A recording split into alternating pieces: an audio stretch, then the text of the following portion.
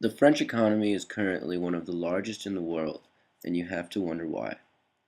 Sitting on the edge of Paris, outside of the historical district, is La Défense. La Défense is currently Europe's largest purpose-built business district and houses 72 glass and steel buildings, 14 of which are high-rises. With a population of only 20,000, it would appear that La Défense does not carry much weight. When you look at the 180,000 of daily workers, however, you can see that the business district of La Défense really does support Paris and France's economies. Most of the daily workers reside in neighboring residential areas, such as where we live in Courbevoie.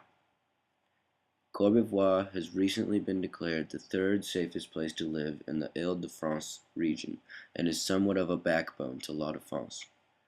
One of the iconic landmarks of La Défense is the Grand Arc, which was built to mirror the beauty of the Arc de Triomphe. Along with the arc is the thumb.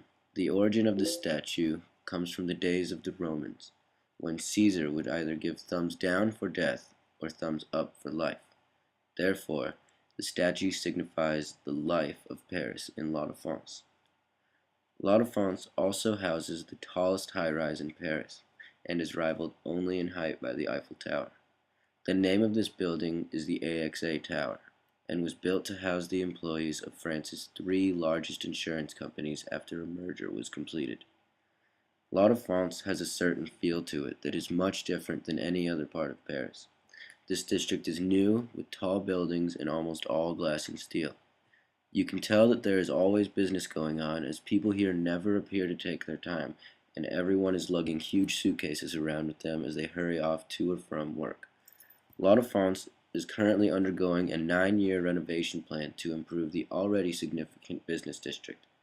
The plan includes implementing 450,000 square meters of new office space and 100,000 square meters of housing. The plan also includes building more efficient transportation for the people to get from their homes in Paris to La Défense much easier.